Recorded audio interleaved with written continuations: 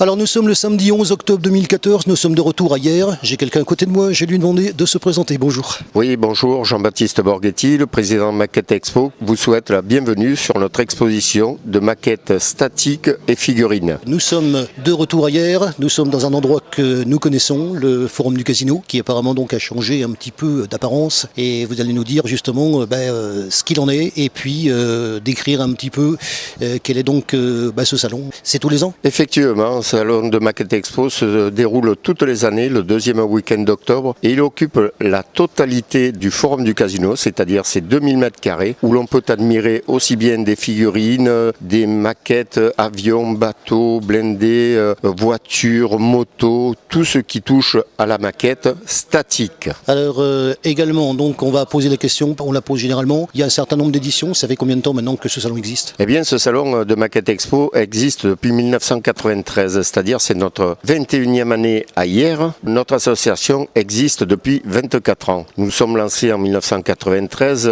à l'espace 3000 et puis nous avons rejoint quelques années plus tard le Forum du Casino, qui est d'ailleurs une très belle salle et où tous nos exposants apprécient justement la beauté de cette salle, alors que dans d'autres salons, ça se déroule plutôt, on va dire, dans des gymnases ou quoi. Je veux pas dire que c'est pas beau, mais disons, là, nous avons vraiment une salle appropriée à ce genre de manifestation. On veut un cachet pour la manifestation ? Absolument, parce que il faut voir que tout joue là-dedans, l'éclairage avec ses lumières, avec aussi bien naturel que artificiel, parce qu'il y a de très grandes verrières au plafond qui mettent en valeur toutes ces maquettes, ce qui ne se fait pas dans un gymnase ou des trucs comme ça. Là, on peut dire que beaucoup de gens viennent justement exposer à Maquette Expo à cause de cette salle qui est très belle. Il faut savoir aussi que le salon Maquette Expo est classé en deuxième position après le salon de la maquette de Paris, qui est d'ailleurs un des plus grands salons de France, mais le nôtre n'a rien à lui envier au point de vue qualité d'exposition, aussi bien maquettes, figurines et autres. Alors on va parler de la superficie, parce que là,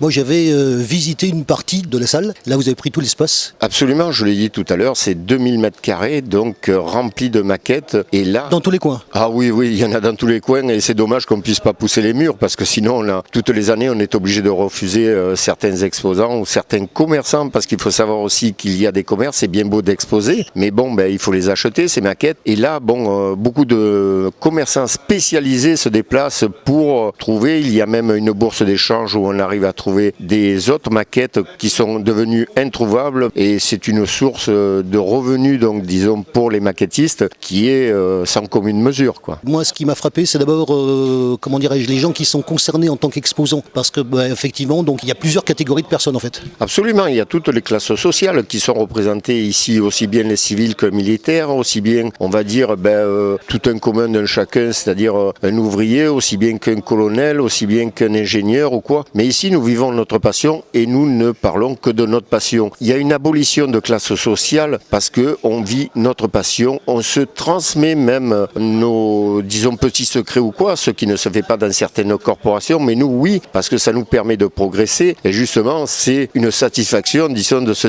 surpasser ou même se dépasser par rapport à d'autres et tout. Ah, tu as vu, cette année j'ai fait ça, oui, l'année prochaine je ferai mieux ou autre. Alors il y a aussi les gens qui sont effectivement, on peut appeler ça des amateurs, et puis après on a des magasins, et puis entre les deux il y a même autre chose. Oui, de toute façon les exposants ne sont que des amateurs, hein. C'est comme moi, c'est une passion qu'on vit. Après, oui, il y a des professionnels, parce qu'il faut bien se servir quelque part, il faut bien trouver notre sujet quelque part ou autre. Alors effectivement, il y a des magasins, il y a des bourses d'échange, il y a aussi ce qui nous aide beaucoup aujourd'hui, c'est Internet. Il faut reconnaître qu'avant, dans le passé, les revues, il n'y avait pas beaucoup de revues spécialisées, il n'y avait pas beaucoup de revues quelles qu'elles soient, tandis qu'aujourd'hui, Internet nous a permis d'exploser dans ce domaine-là et de trouver de très beaux sujets qui, aujourd'hui, sont représentés là. Et moi, je compare une maquette ou une figurine à une image en 3D.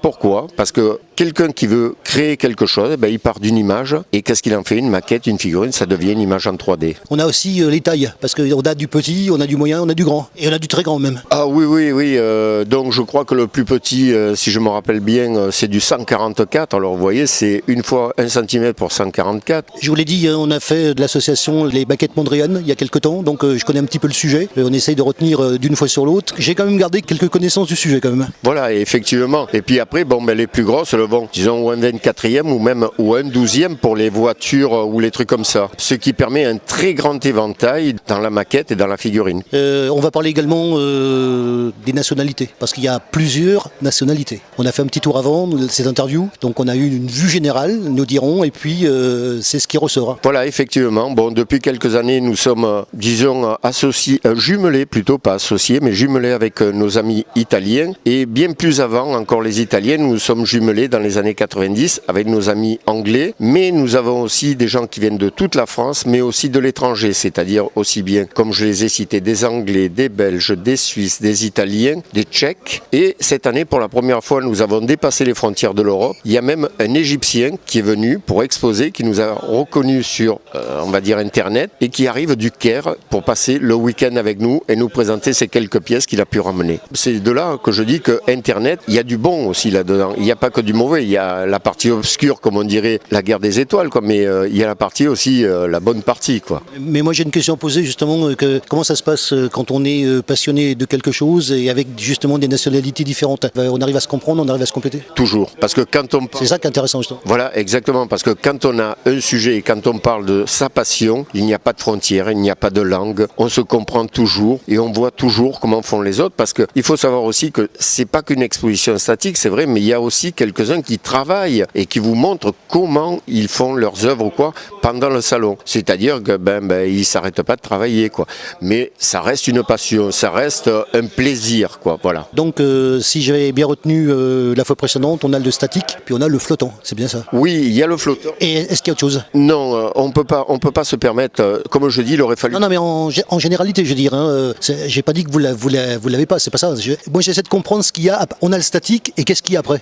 Il y a aussi les trains électriques. Il y a aussi la radiocommande, mais nous ne pouvons pas les rentrer chez nous. Bon, premièrement, pourquoi? Comme je dis, il aurait fallu pousser les murs. Donc là, nous n'avons pas assez de place pour mettre tout ça en évidence, parce que lorsque vous prenez un radiocommandé, c'est très grand, c'est moins détaillé quelquefois qu'une maquette ou autre. Le train électrique, c'est très très beau, c'est vrai, mais ça nous prend une place phénoménale. Il faut pas croire, 2000 m², c'est vite couvert. Pour vous dire quelque chose, voilà, il y a quand même 96 clubs, associations, forums, particuliers ou quoi, qui sont venus exposer à Maquette Expo. Il y a aussi 33 magasins et autres qui vendent aussi sur le site, ce qui représente quand même 286 personnes qui sont ici pour vous montrer leurs œuvres d'art ou pour vous proposer quelque chose à faire ou à vendre ou autre. Alors on parle de préparation, on aime bien mettre l'accent sur le fait que nous on découvre une manifestation, qu'il a fallu la préparer avant. Combien de temps ça demande de la préparation d'une manifestation annuelle comme celle-là?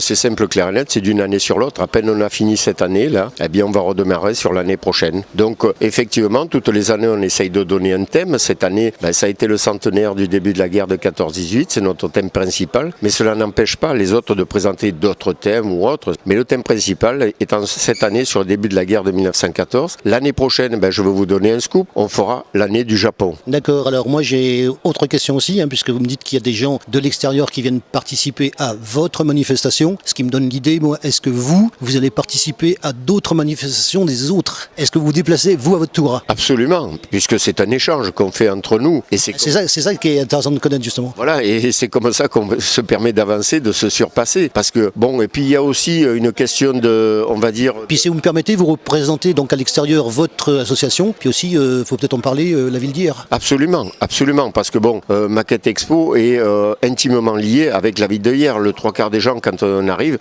c'est les Hyérois, quoi, voilà. Donc là-dessus, effectivement, mais nous nous déplaçons aussi bien en France qu'à l'étranger. D'ailleurs, l'année passée, la plus grande exposition que nous avons faite, ça a été à Telford, qui est en Angleterre. Et là, alors, je dirais que on fait petit cavalier à côté d'eux parce que c'est Maquette Expo multiplié par 10 ou par 20 parce que eux, nous, si on fait par exemple 2000 entrées dans le week-end, ils en font 20 000 et ils ont une surface, on va dire, 10 fois plus grande que la nôtre. Et d'ailleurs, Telford étant une des 2 plus grandes manifestations dans le monde, la deuxième se déroulant en Australie, mais là je trouve que ça fait un peu loin pour y aller. Alors justement, donc ici on est ailleurs, donc vous vous déplacez, vous à l'extérieur, qu'est-ce que ça entraîne justement, un déplacement? Un déplacement, ça entraîne quand même de la disponibilité disponibilité, on va dire le transport aussi, parce que il faut bien quand même amener nos maquettes et il faut savoir que des fois ça prend du volume, quoi. Et ça crée surtout aussi des amitiés, parce que non seulement on se rencontre dans les expositions, que ce soit aussi bien ici, ailleurs, ou lorsque nous allons dans d'autres expositions pour leur rendre l'appareil, on va dire, mais ça a créé aussi tellement d'amitié entre nous que même en dehors des expositions, on se retrouve les jeunes chez les autres.